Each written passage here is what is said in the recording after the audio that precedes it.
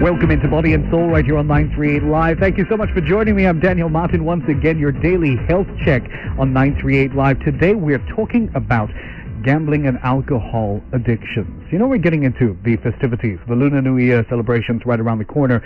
Some of us may be, indulging a little bit in some quote-unquote healthy gambling and festive drinking with family and friends, right? But some people might be battling a real problem when it comes to these activities, a dangerous gambling and or addiction problem when it comes to drinking.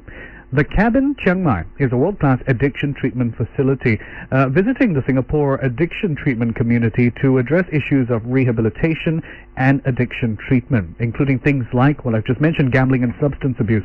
We're going to be learning more about their 3 circles counseling model and, of course, what you need to know when it comes to the importance of seeking help for addictions. Joining me on the program right now is Alastair Mordey. He's the program director at the Cabin, Chiang Mai. Welcome, Alastair. Thank you for joining us. Let us start off with a little bit of an approach when it comes to understanding addiction. First off, what is the nature of addiction? Well, addiction, Daniel, is a disease. In actual fact, it's an illness. So they think about 40 to 60% of addiction is genetically caused, which means you'll be born with a predisposition to seeking addictive behaviors. So it's chronic, which means it never goes away. So it's not like a cold or a flu, which is an acute illness. Once you've got addiction, or once it's developed, it isn't going to go away. It's progressive, so the symptoms will get worse as you get older, regardless of whether you are gambling and still drinking or not, because it's a primary disease. So it doesn't actually have to be caused by anything. And actually, most people's view of addiction is that you get hooked by drinking or by gambling a lot. That's not actually that common. It is the behavior itself, the addictive aspect. It is a midbrain-based illness that you already have. And because you have this illness, you then need to seek behaviors that give you a boost to your brain chemistry. That's basically what it is. And that's how most people get addicted. They already have an illness which makes them feel very ill, and they need to find behaviors which boost their brain chemistry and make them feel better. And is that why it would be coming from alcohol and from gambling? There's absolutely. A neurological high? It's a neurological condition that you already have where you can't feel pleasure and reward as an ordinary person would. It's self-medicating. That's essentially what addiction is. It's seeking a behavior to make yourself feel better. In your experience, Alastair, I mean, globally, do we see large numbers of gambling and alcohol addiction? Yes, of course. Everything's kind of culturally specific. Different cultures, different countries have slightly different ways of seeking rewards, although the addicted members of the population will have slightly culturally different ways of seeking rewards, and I think gambling is a very relevant point there, perhaps in Asia, more culturally common perhaps in other parts of the world. And also alcohol is not metabolized as well by large proportions of the Asian population. So the people who are suffering from this disease in Asia might fill that gap with gambling, as it were. So you've got an issue that you might have been born with, this idea of addiction, compounded by the fact that you've got these environmental and ecological factors in the society that you're in, and that can result in, unfortunately, this outcome of addiction. Of course, and of course environment can create addiction as well. So if you're from a traumatic background, or you have neglect, you've been neglected as a child, etc., that will also affect your brain chemistry and your need to seek rewards. It's all about the reward-seeking aspect. I wonder, does it exist on a spectrum? Is there a spectrum in terms of addiction? Yes, there are people who are more severely addicted. That's probably biologically based. So the 40 to 60% that are born addicts, if you will, they may well turn out to be more severe addicts because they've got more severe neurological issues. And others might see addiction in a non-harmful way, maybe a less severe spectrum? They might addicts themselves might start out that way, but there is also an ability to learn the behavior and create the disease through taking drugs. That's what most people think addiction is, but it's the least common way of getting addicted, but a lot of people do learn to get addicted. But the main point is, once you are, it isn't going to change. Are addictions mutually exclusive? Because, like you say, it's about a reward factor that's happening here. I was going to ask you whether, inherently there's something different with gambling or drinking, or whether you can have both. No, there's absolutely not a distinction.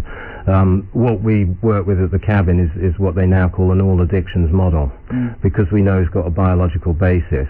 We know that all addictions are caused the same way. And so essentially, if you found that you could no longer drink alcohol because you've had external pressure applied to you, you may find that you switch to gambling. And somebody might seek out a new alternative. They absolutely will seek out another alternative. That is a common part of addiction, yes. Alastair Mordey is Program Director at the Rehab in Chiang. They're a addiction treatment facility visiting the Singaporean addiction treatment community. We're going to be talking more about their counseling model in just a moment as we continue understanding the very nature of addictions. This continues on Body and Soul on 938 Live. Shape up with Body and Soul. 938 Live. Welcome back to Body and Soul on 938 Live. We're understanding the very nature of gambling addictions, alcohol addictions, and an approach and a counseling model known as 3 Circles, which is utilized by the Rehab in Chiang. They're a world-class addiction treatment facility visiting the Singaporean addiction treatment community for a period of time to address issues of rehab and addiction treatment. Alastair Mordey joins me, Program Director at the Rehab in Chiang. Alastair, let's talk a little bit about whether addicts are aware of their circumstance, because there's been a lot that's been said about things like, the addict must step forward and the addict must come to a realization and take that first step. Does an addict know that he or she is an addict? No, usually not. Because the brain illness of addiction, it affects 3 main things. Reward, as we've spoken about. Memory, so you have very impaired memory or selective memory about how good your drinking is, when it no longer is very enjoyable, but you think it is. Your brain's trying to help you survive and feel rewarded. Right. Yeah? But also, it significantly affects your ability to reason things through, or your stop system, as they call it. So the reward system is the go system.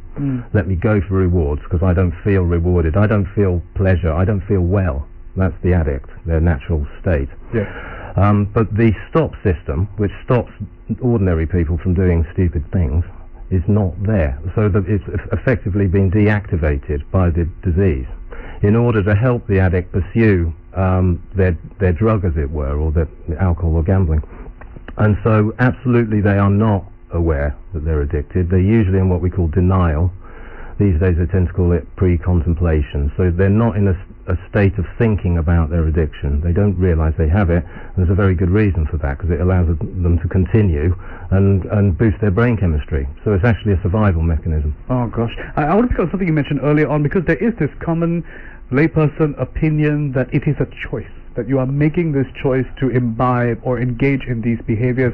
Well, what you were saying earlier on, that the stop mechanism is absent, so it is not a choice in many cases. At the point where addiction is present, as evidenced by chronic relapsing, alcohol-seeking behavior, and so on, it is absolutely not a choice, and it definitely is not a set of bad behaviors. Is there a fine line between indulgent behavior and addiction?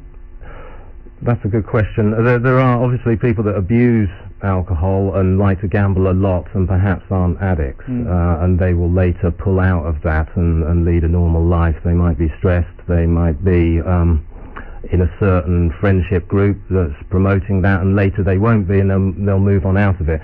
The test will be, will they move out of it? Yeah. And if they can't, they're addicted, and once addicted, always addicted. So as you may or may not know, abstinence orientation is how most treatment programs work. You have to stop because you don't have any choice, because your brain is working against you. Yes. You have to have zero tolerance to that addiction. Speaking of the environment and the activities that one engages in around our festive period, the Lunar New Year celebrations, a lot of people would engage. It's a festive period after all. There's a bit of gambling, there's a bit of a little bit of drinking here on the side. How do addicts react in that kind of situation? Well, they're going to be triggered, is the word that we would use. So triggers are internal or external cues, if you like. So internally, an addict might experience an emotion. They might feel sad or angry. They might have just had an argument with somebody, and that will be a potent trigger to go and do something to make themselves feel better. Because remember, they already feel ill because of the disease. So you add anything on top of that, like an argument, family dispute, they're going to have an internal feeling that they want to use alcohol or gamble to make themselves feel better. But then much more so, in the outside world are lots of cues or triggers, especially in this festive period. So they're going to see people gambling or see people drinking. There's going to be a whole load of emotional attachments to what that means for them. And what that means for them is, I'll feel better if I do that. And they're surrounded by these triggers. So somebody who's fully addicted to gambling or alcohol is really going to struggle in an environment that's got so many triggers. Alastair Mordey is Program Director at the Rehab in Chiang.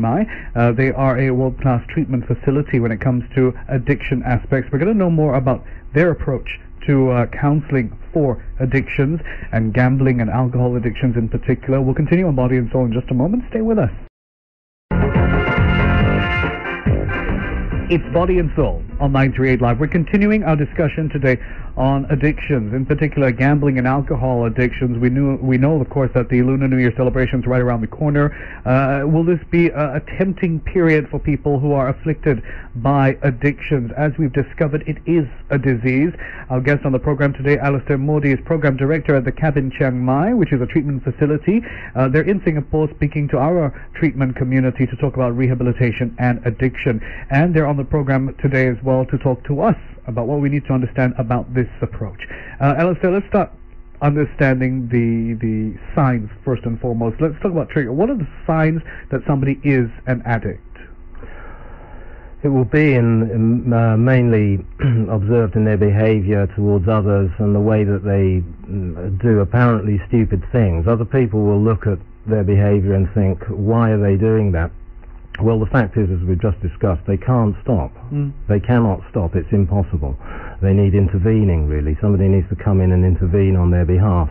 Occasionally, they'll hit an emotional low point that we'd call a rock bottom, and they'll stop themselves. But it is impossible to stop when you're addicted, because your brain is giving you a compelling message to seek this goal. So it will be apparent in all of the irrational decisions that they make. You know, to everybody else, it's clear that their reasoning is impaired. But to the addict, it isn't. It's part of the disease. So it will be in the decisions they make and the apparently crazy things they do, like losing large amounts of money when they're gambling, or losing their job due to drinking and then continuing to drink instead of stopping, as an ordinary person would when they'd been shocked by something like that. In the majority of cases that you've seen, has intervention always been the major trigger towards seeking treatment? It's a significant part of the reason why our clients come to the cabin, for example. There's a significant amount of family members that have been intervened, particularly younger people, but not exclusively, also brothers, sisters, sons, daughters. There are a lot of people that come to the end of the road, as it were, and hit their own rock bottom. But you don't have to wait for that. People don't have to wait for that. If you're worried about a family member, by all means do intervene. Contact a professional here in Singapore, get the assessments done and the referral done, so you can pick up all sorts of other problems. A lot of addicts have other co-occurring problems, other psychological health issues. We can sort all that out and, if necessary, refer you on to someone more appropriate. But if you are definitely suffering an addiction, then get you help. What if an addict is very reluctant, very resistant towards the idea of even seeking treatment? Does that mean that it's not possible, or that maybe it's just a harder road ahead? Yeah, they almost always are. Not particularly comfortable with the idea of stopping their favourite activity. Don't forget, the whole of their brain is involved in helping them continue. So don't be put off at all by, for example, your family member's reaction to you asking them to stop or suggesting treatment. That will be their first reaction. But the more that people not so much put pressure on them, but in a constructive way try to get them to see what's going on and break through their denial, it will go in, it will filter through. The more messages that are coming through, particularly when it's delivered in a constructive way. And that's where a professional can come in, perhaps, rather than a family member, because they're impartial, and of course because they're an expert, it's received better by the addict perhaps than it might be from the family. So the family are going to need help if they're going to do an intervention. Okay, most definitely get the advice that is necessary. Talk to me about the approach that's adopted at your facility, the 3 circles counselling approach. How is it different from traditional approaches? 3 circles is a simple tool that works better in a short duration that you might get if you went to stay at an inpatient rehabilitation centre. So, because, as we discussed, addiction is an activity that you cannot stop once you're addicted, then you need to maintain abstinence. That's the traditional wisdom. It's now backed up by science and neurological research. Someone who's addicted to an activity must stop that activity. So 3 circles is a tool. You can't wean yourself off. You can't wean yourself off. You can't control it. You can't manage it. You have to stop it. And so 3 circles allows you to develop your bottom lines, middle lines and top lines, and you put each of those in a circle. And the bottom lines are the things that you cannot do. So if you're an addicted gambler, it might sound pretty obvious, but you cannot gamble or game. Yeah, and even gaming, computer gaming, that doesn't have a monetary reward may well be a bottom line for you. Really? Yes, because it's so associated to winning a game, and that's what gambling is. For an alcoholic, it will be alcohol and all drugs. Unless you're having a legal drug prescribed by a doctor and you're adhering to it, that will be your bottom line. Then your middle line will be all of those behaviours which are risky and are going to trigger you. So going out in the festive period might be unwise. That might be a middle line. If you're abstaining from alcohol, you might make the decision to go on holiday then. And your top lines will be those things that lead you to healthy behaviours. So it might be prayer and meditation, it might be being part of the 12-step group, you might be doing service work with others, exercise, etc. Things which boost the reward chemicals in the brain, essentially. Feeling virtuous because you're helping another addict. Exercise, as we know, boosts brain chemistry, all the right brain chemicals, good diet, but really it's about psychological growth. So it's about entering counselling and therapy, entering support programs. You need other addicts. You cannot do just one-on-one therapy for addicts. It's not enough. Addicts need to be exposed to other addicts to break their denial. Coming up, I want to paint a picture of what an addict would go through in terms of this program at your facility. We'll find out more with Alastair Mordey, who's program director at the Rehab in Chiang, a treatment facility for addictions. Body and Soul continues in just a moment. With Body and Soul. Welcome back to Body and Soul on 938 Live. My guest, Alastair Mordey, is Program Director at the Rehab in Chiang. We've been talking about addictions. Their approach is known as the 3 Circles Counselling Model. Before we go into details about the 3 Circles approach, Alastair, is this model built up on quite a significant amount of research and understanding and awareness? Yes. 3 Circles is used by the fellowships for the process addictions. So a fellowship is a 12-step support group, so most people will have heard of Alcoholics Anonymous. But there's also Gamblers Anonymous, Overeaters Anonymous, Sex and Love Addicts Anonymous. These are process addictions, not chemical addictions, right. and they've always used 3 circles, probably more than the actual 12-step approach, which is very handy because it doesn't contain all of the sort of pseudo-religious terminology that 12 steps does, although 12 steps is an excellent tool and still arguably the most effective treatment tool for addiction. But 3 circles is just a bit quicker and a bit more comprehensive for short, brief interventions.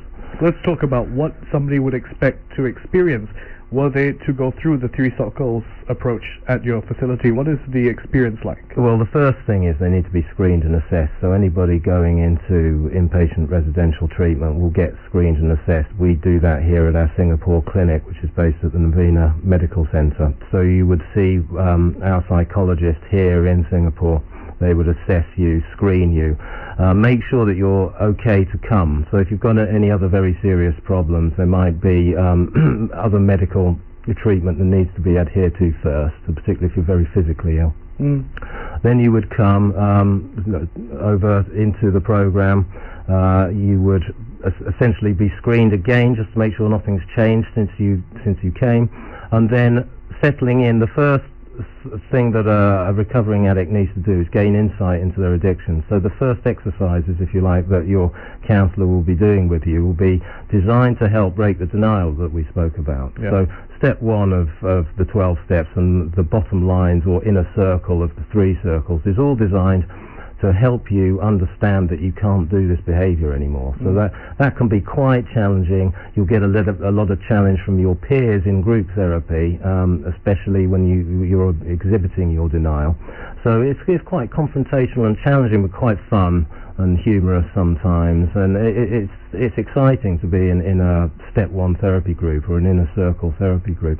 What you'll get out of that is lots of peer advice and counsellor advice that you must stop doing this activity, and once you've accepted that, you've got your bottom line. Right. Then the rest of the 28-day treatment program, if you sign up for that, will be based on finding those middle lines and healthful behaviours, which is where it really starts to get fun, where you really start to rediscover yourself help others in the community, doing exercise, going on excursions, having a bit of adventure in life. This is what addicts need. They're not going to sit around the rest of their lives and get bored and read books. These are people who have a natural tendency to seek thrills or fun, and so carry on doing that, but in a constructive manner. Is this also somehow fulfilling that reward capacity, maybe? It does. The addict needs to pump their reward system. So rock climbing or big wave surfing would be a very good idea. Just make sure that you're good at it. I would highly recommend the surfing aspect. Well, let's talk a little bit about the outcomes that you've seen from this. You mentioned that this is an inpatient treatment. Is it important to be inpatient, and does that come up with better results? Yes, it does. Inpatient treatment is fairly well evidence-based as being more effective to keep you sober long-term than just brief interventions or outpatient interventions. Okay, so don't forget, we're looking for sobriety as addicts. Yes. Okay, it is not an activity you can dip back into later. If you do that, it's called a relapse. You will quickly lose track of time and you'll be immersed in the addiction before you know it. So what we would call a success would be staying sober permanently. Okay, so the amount of people that stay sober for over 2 years is massively increased by inpatient rehabilitation, as evidenced by all sorts of studies like Project Match, University of Minnesota and so on. There's lots of research out there. CBT is also an excellent tool to use. We use that in conjunction with the 3 circles at the cabin. It is imperative to treat addiction because it's a chronic illness. Yes. Think of it like diabetes. Okay, so you can live a very healthy life. You might look more healthy than the average person does, but you must treat it daily. And if you stop treating it, the symptoms will return, you will feel ill, and then you will drink or gamble again. Does that mean that outside of the inpatient experience for the next 1, 2, 3, 4, 8, 10 years, there needs to be some kind of maintenance, besides the things that you're doing on your own, the skills that you've learned on your own, that one must also see medical attention on a regular basis? There must be follow-up. There must be involvement when you return to the community. So when you get back to Singapore, for example, you will follow up with our aftercare professional at Novena. And that was Alastair from the cabin Chiang Mai talking to us about the issue of gambling addictions and alcohol addictions and their unique approach known as the 3 Circles Counseling System. That does it for today's edition of Body and Soul right here on 938 Live. I'm Daniel Martin.